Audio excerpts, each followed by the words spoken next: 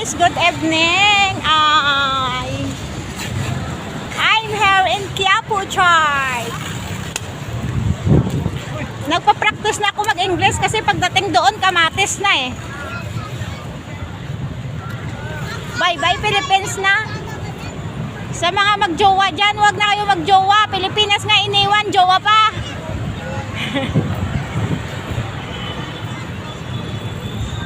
Quiapo Church po. Pasyal muna bago alis. Pasyal muna bago alis. Yeah.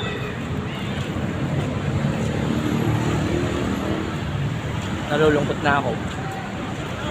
Iisip ko pagka nasa bahay ako, ayoko talaga sa bahay. Ayoko talaga ngayon sa bahay, promise.